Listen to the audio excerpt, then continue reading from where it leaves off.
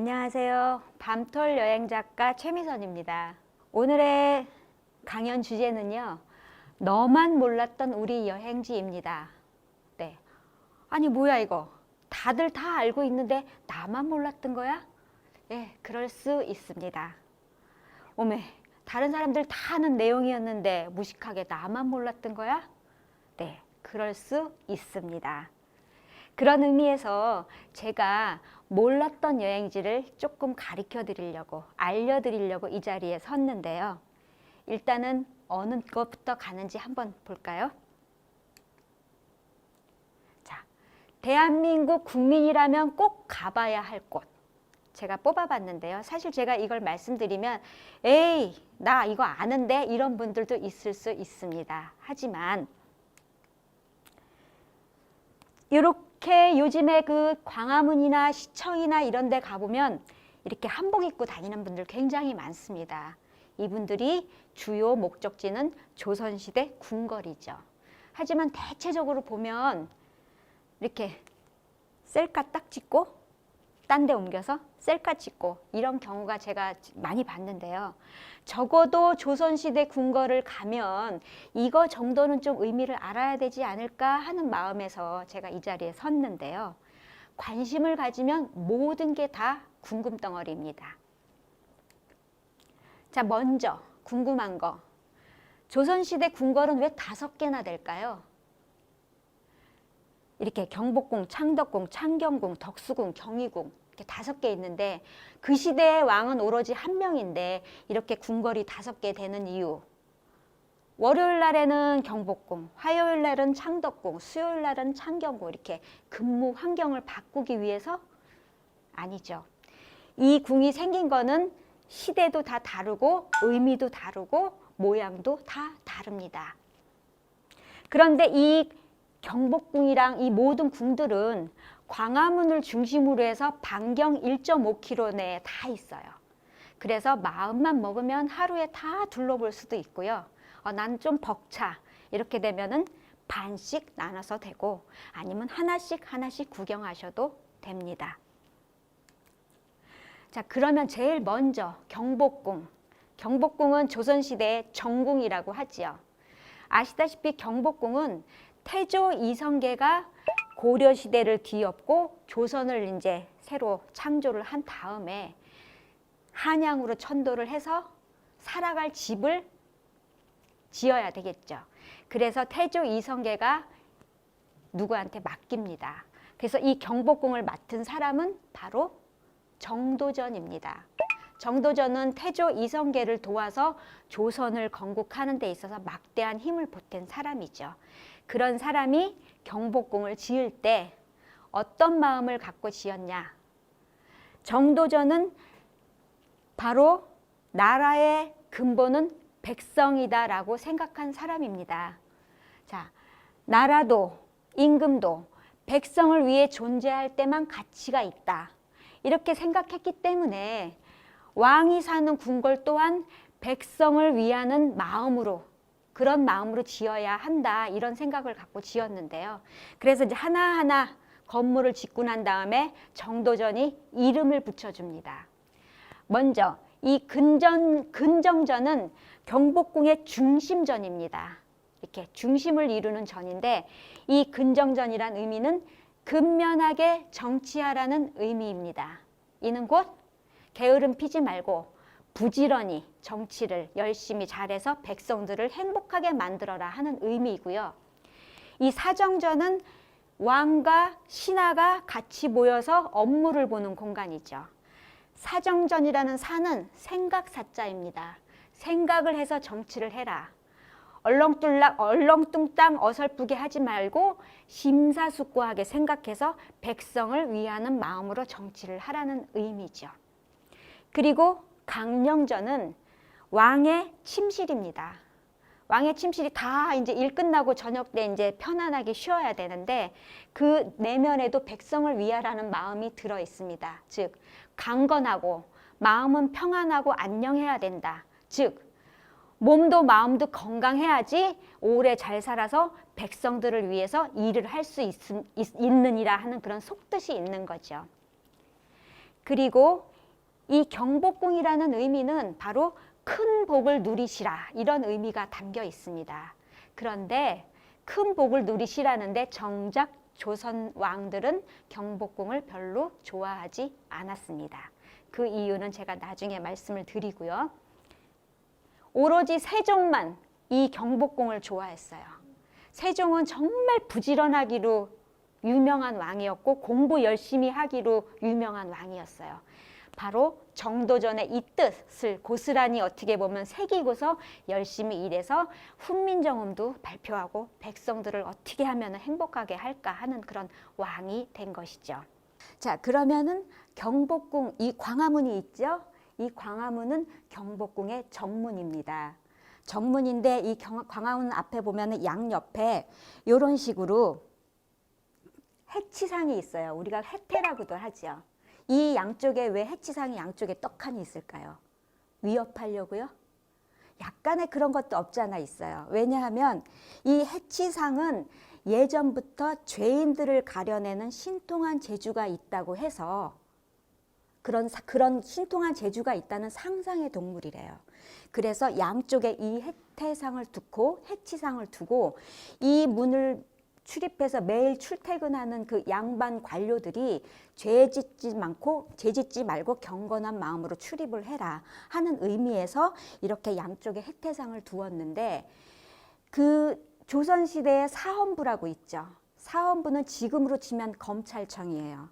조선시대에는 양반들이 문과는 이 흉배가 학이 그려져 있고 무과는 호랑이가 그려져 있는데, 이 검찰청 사람들은 해치상이 있다고 합니다. 그래서 항상 죄인을 가려내는 그러한 재주를 물려받고자 하는 거죠. 그 다음에 제가 조금 전에 얘기했던 이 문으로 매일 출퇴근하는 양반들 있죠? 양반 관료들이 있는데, 조선시대 양반이라는 것이 어떻게 해서 양반인 건지 아시는 분도 있겠지만 혹시나 모르시는 분들도 있을 겁니다. 자, 여기에 보면은 이 근정전, 제가 아까 말씀드렸던 중심전인데 여기는 이제 왕의 즉위식이나 아니면 귀한 사신이 왔을 때 접대를 하는 공식적인 장소예요. 근데 이 앞에 보면 이렇게 쭉 풍계석이 있어요. 보면은 가까이 보면 정일품, 정의품 해서 이렇게 계급 순서대로 양쪽에 있는데, 이 오른쪽에 동쪽에 있는 풍계석은 문관들이 쓰는 자리예요. 그리고 이 왼쪽에 서쪽은 무관들이 쓰는 자리예요. 그래서 동반, 서반 이렇게 양쪽의 반을 합쳐서 양반이라고 하는 것이 조선시대의 양반에 우리가 흔히 양반하는 그런 개념인 겁니다. 그러면은 경복궁을 안쪽으로 쭉 들어가요. 들어가면 아까도 얘기했듯이 근정전 뒤에 사정전이 있어요. 집무실. 그리고 바로 그 뒤에 왕의 침실인 강령전이 있고요. 그 바로 뒤에 왕비의 침전인 교태전이 있습니다. 그리고 그 뒤에는 왕비에서 물러난 대왕 내비마마가 묵는 자경전이 있고요. 그 뒤쪽으로 이렇게 넓은 호수가 있고 풍광 좋은 향원정이 있습니다. 이렇게 쭉 보시면은 여기 민속박물관이 있는데요. 그 경복궁 안쪽으로 들어가서 요 민속박물관 요쪽 옆구리에 문이 있어요. 이 문으로 해서 쫙 나가면 이렇게 문으로 해서 도로를 건너가지고 쭉 걸어가면은 창덕궁이 나옵니다. 창덕궁은 1405년에 지어진 궁입니다. 경복궁은 1395년에 지어진 궁인데요. 불과 10년밖에 안 됐는데 왜 또 창덕궁을 세웠을까? 창덕궁을 세운 인물은, 주된 인물은 태종 이방원입니다. 아시다시피 태종 이방원은 아버지를 도와서 자기가 너무나 그 혁혁한 공을 세워서 조선을 세우는데 했는데, 아버지가 자기를 왕세자로 해줄 줄 알았어요. 그런데 여러분 다 알다시피 왕세자는 계모의 아들이죠. 이복 동생이 왕자를 차지하니까 아무래도 불만이 많았죠. 그래서 우리가 흔히 얘기하는 1차 왕자의 난을 일으켜서 그 이복 동생을 죽이고 자기의 반대편인 정적이었던 정도전도 죽입니다. 그리고 나서 자기가 딱 죽이고 나서 바로 왕되기가 사실은 좀 쑥스럽죠. 그래서 형을 왕으로 허수아비 왕으로 앉히는데 그 형이 바로 정종이죠. 그래서 형이 왕이 됐어요. 왕이 됐는데 나라가 어수선해요. 어수선하니까 이 형이 왕이 된 다음에 난 여기 한양이 싫고 개경으로 가고 싶다. 그래서 모든 백성과 신하들을 데리고 개경으로 다시 가지요. 가서 있다 보니까 거기에서 또 이방원의 넷째 형이 역모를 또 이렇게 한다. 그런 소문이 돌았어요. 소문이 도니까 이방원이 또 형을 제거를 하죠. 그러다 보니까는 허수아비 왕이었던 정종이 나 무서워. 나 왕 안 할래. 네가 왕해. 해갖고 왕을 물려주니까 그때서야 마지못해서 이제 이방원이가 이제 태종이 돼서 왕이 됐는데 한양으로 돌아오고 싶어 해요. 한양으로 돌아오고 싶어 하는데 경복궁으로 들어가자니 뭔가 찜찜해요. 왜? 자기가 이복 동생을 죽인 피바람이 났던 곳이고 자기가 그렇게 싫어했던 정도전의 작품이거든요. 그래서 새로운 궁궐을 짓고자 하는데 세 가지 장소가 물망에 올랐어요. 세 가지 장소가 물망에 올랐는데 첫 번째는 개경에서 그냥 하자. 두 번째는 지금의 신촌 연세대 자리, 그 자리가 좋다. 네 번째는 지금 현재 창덕궁이 있는 자리가 좋다. 그래서 세 개가 팽팽하게 했는데 어느 누구도 하나가 이렇게 딱 삐져나오질 못했어요. 그랬더니 이방원이 그때 그럼 우리 점으로 치자. 그래서 돈점을 치기로 해요. 그 돈점을 치는데 기왕이면 신성한 종묘에서 치자. 그래갖고 이 세 장소를 놓고 동전 세 개씩을 던져요. 던지는데 앞면이 나오면 예를 들어서 앞면이 나오면 길, 뒷면이 나오면 흉 이렇게 해서 각각 세 개씩 던졌는데 앞면 두 개가 길 2대 1로 창덕궁 자리가 당첨이 된 거죠. 그렇게 해서 창덕궁이 그 자리에 세워지게 됐고요.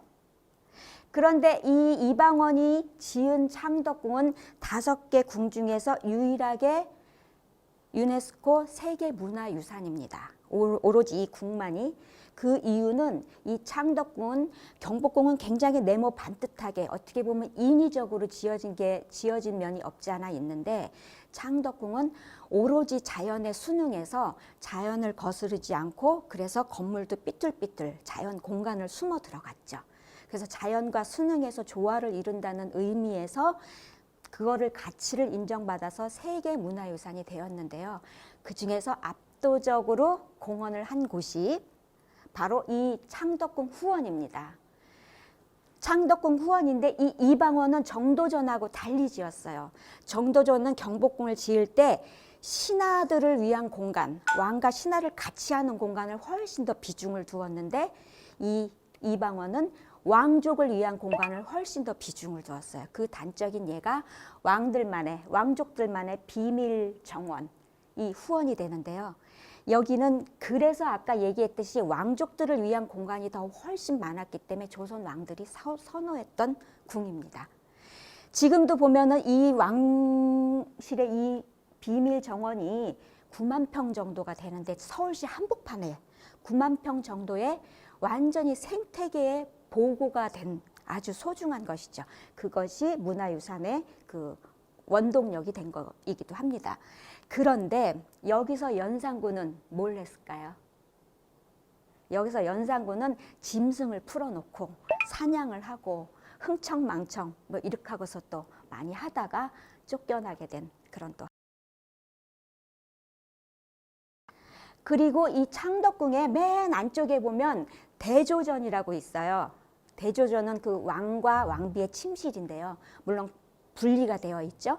그런데 이 대조전에 보면 이 대조전 옆에 이렇게 흥복헌이 옆에 딸려 있어요. 흥복헌이라는 공간이 딸려 있는데 말 그대로 흥복헌은 복을 일으킨다라는 그런 말뜻을 갖고 있는 곳인데 말은 좋지만 사실은 여기 굉장히 비극적인 현장입니다.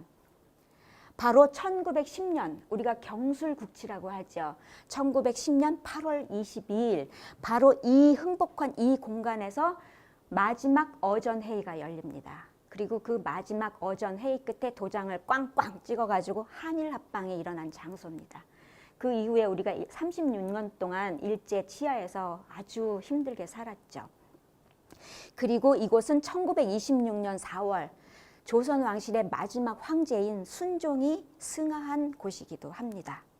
그래서 이로 인해서 이 장소는 나라를 잃고 왕도 잃은 우리 대한제국의 마지막 종말 현장이기도 합니다. 그리고 이 비원은 워낙 그 소중한 곳이니까 개별적으로 못 가는 건 알죠. 아시죠? 그 해설사분이랑 같이 이렇게 따라다니면서 설명을 들으면서 갈 수 있는 곳인데요. 이 입구 바로 이 오른쪽에 보면 함양문이라고 있어요. 함양문이 있는데 이 함양문을 바로 넘어가면 바로 창경궁입니다. 창경궁. 그러면 창경궁은 또 왜 생겼을까요? 창경궁은 태조 이방원이 살아서 왕자리를 아들한테 세종대왕한테 물려줬죠. 그래서 이 세종이 아버지를 위해서 사시라고 지어진 궁전입니다. 그런데 이 창경궁에서 연산군이 아까 그렇게 했던 연산군이 쫓겨난 곳이 바로 창경궁 옆에 있는 선인문으로 쫓겨나갔고요. 이 창경궁 요 안뜰에서 사도세조가 7월 여름 한여름 땡볕에 뒤주에 갇혀서 죽은 곳이 바로 이 자리입니다. 이런 창경궁은 쉽게 그러니까 흔히 말하면은 여인들의 궁이었습니다.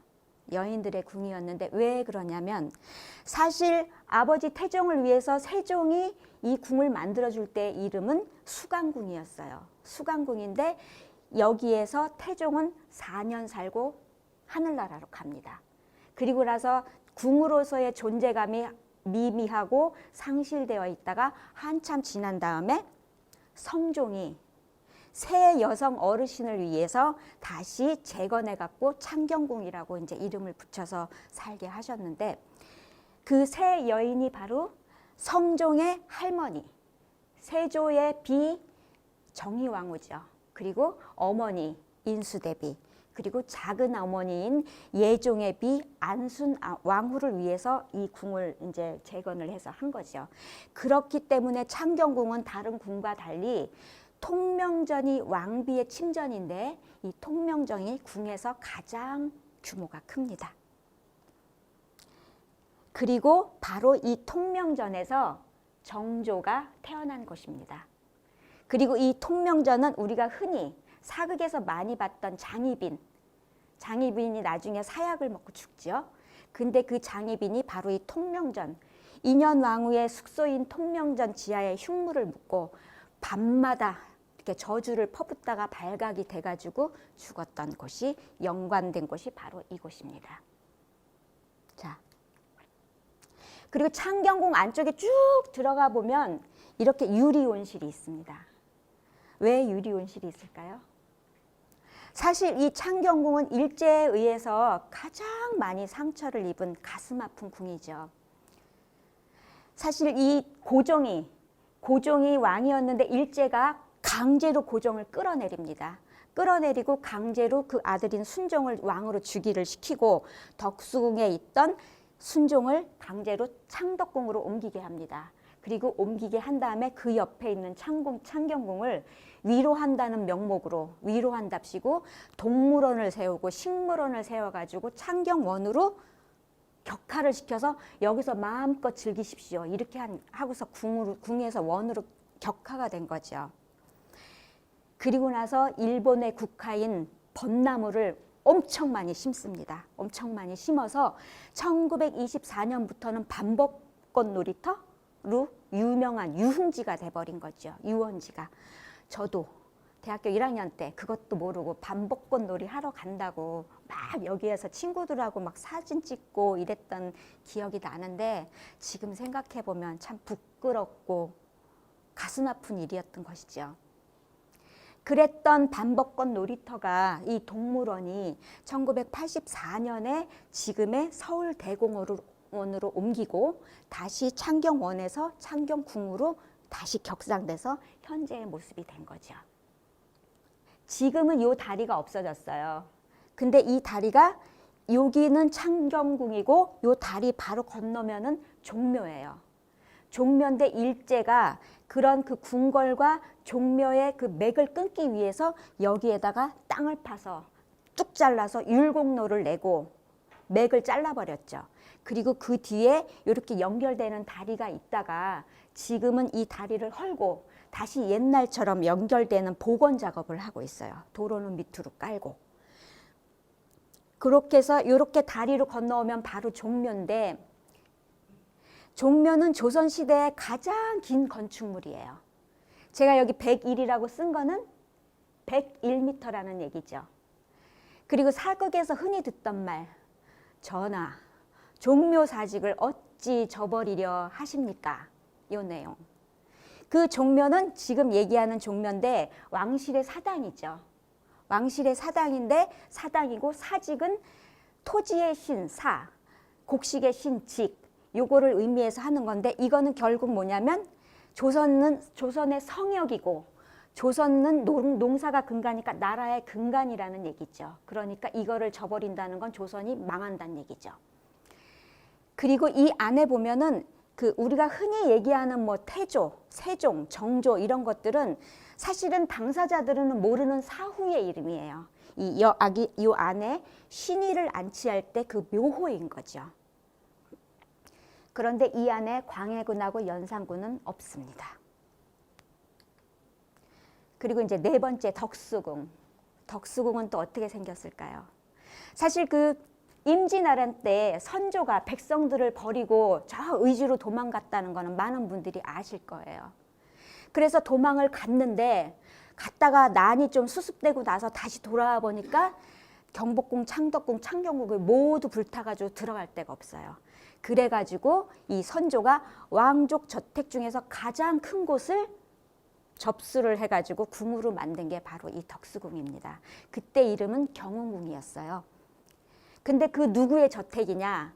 바로 월산대군인데 월산대군은 성종의 형이에요. 성종의 형이고 세조가 할아버지죠. 그 저택은 사실 세조가 왕이 되기 전 수양대군 시절에 살던 집이에요. 바로 그 자리에서 단종을 쳐버리는 그런 계획을 했던 그런 곳이기도 하지요. 그래서 이 수양대군이 자기가 어린 조카 단종을 제거를 하고 왕이 되고 이후에 그 위에 자기 밑에 맏아들을 세자로 했는데 그 맏아들이 요절을 해버렸어요. 그래서 차남을 왕으로 앉혔죠. 예종인데 그 예종도 1년 만에 요절을 해버려요. 그래서 그때 사람들은 세조가 단종을 그렇게 무참하게 죽이고 했기 때문에 벌 받아서 그런 거라 그런 소문이 많이 돌았다고 합니다. 그리고 그 사실은 그 형이 왕이 되어야 되는데 지금의 성종이 차남인데 왕이 된 거는 그때 당시에 한명회라는 막강한 실력자의 사위였기 때문에 그게 가능했을 수 있죠. 그리고 이 덕수궁은 한동안 그냥 궁으로 아니었다가 다시 그 고종이 와서 이제 하게 됐는데 아시다시피 1895년에 명성황후가 경복궁에서 시해를 당하죠. 그러니까 고종이 신변의 위협을 느껴서 러시아 공사관으로 피해 왔다가 다시 궁으로 가야 되는데 경복궁 지긋지긋해서 못 들어가겠어요. 그래서 다시 이제 경운궁으로 복귀를 했는데 이때 당시에 이 경운궁은 지금 덕수궁은 굉장히 지금보다 훨씬 컸어요. 근데 그때 조각 나눠갖고 각 공사관에 다 팔려나가고 완전히 만신창이가 됐죠. 그리고 러시아 공사관으로 피해갔다가 왔을 때 이 고종이 일본을 견제하려고 자꾸 러시아나 다른 쪽으로 이렇게 고개를 기울이니까 그게 못마땅해서 강제로 고종을 끌어내리고 순종을 올린 다음에 창덕궁으로 순종을 보낼 때 이 순종이 아버지한테 덕을 베풀며 장수하세요라는 의미에서 경운궁에서 덕수궁으로 이름을 개명을 하고 떠나죠. 자, 이 덕수궁에서 나가고 돌담길을 쭉 걸어서 도로를 건너면 경희궁이 나오는데요. 가는 길목에 이렇게 여러 가지 옛날 근대시대 우리나라 근대사에 엿볼 수 있는 건물들이 있는데 특히 이 중명전은 안쪽에 이렇게 숨어 있어요. 가는 정동길 안쪽에. 그거는 1905년에 그야말로 우리나라가 외교권을 박탈하는 을사늑역을 여기가 체결한 곳이고요. 그 이후에 고종이 헤이그에 밀사를 파견했던 곳이기도 합니다. 그리고 여기는 아까도 얘기했듯이 고종이 피신했던 곳이고요. 그리고 그 덕수궁 정동길을 건너서 길을 건너서 오른쪽으로 살짝 틀어지면 경희궁이 나오는데요. 경희궁은 인조의 생부이자 광해군의 이복동생인 정원군의 저택이었어요. 근데 이 저택이 또 왜 궁궐이 됐을까요? 바로 이 안에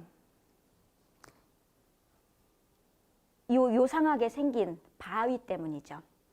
알다시피 광해군은 사실 선조 때 임진왜란 때 아버지 선조를 모시고서 피란을 가다가 거기에서 아버지는 더 멀리 도망가고 평양에서 급해서 왕세자로 책봉받아서 아버지 대신에 정말 많은 일을, 백성들을 많은 일을 했던 왕인데 왕세자였는데 다시 돌아와서 보니까 아버지가 자기의 적비인 영창대군이 이제 새로 태어났거든요.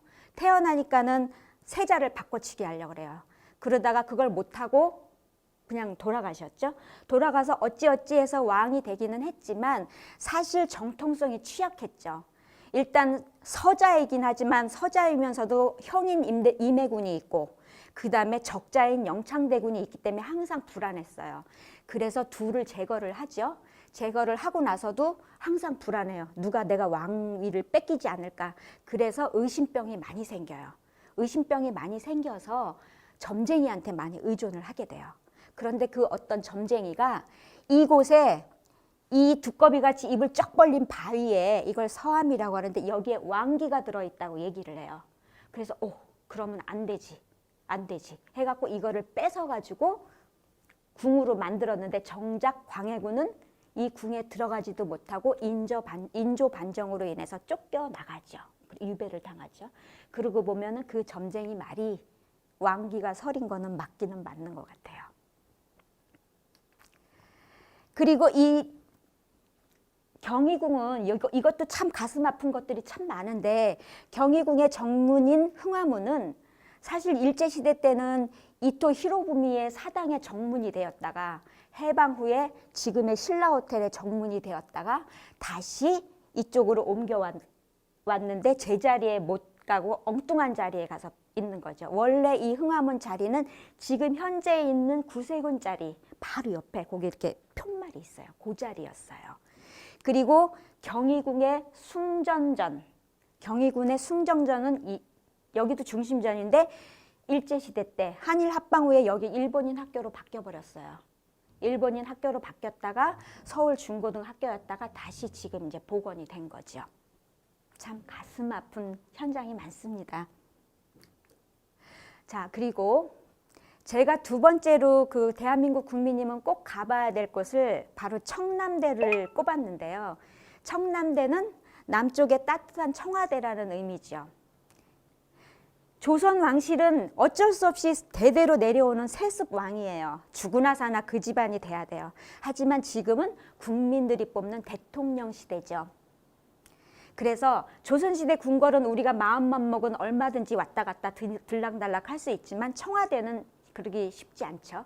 하지만 청남대 역시 마음만 먹으면 얼마든지 왔다 갔다 할 수 있는 곳인데 이 청남대는 어떻게 생겼냐면 1980년도 광주 민주화 항쟁이 일어났던 5월 수많은 사람이 죽은 5월 그 달이 지나고 그해 12월에 대청댐 준공식이 열려요.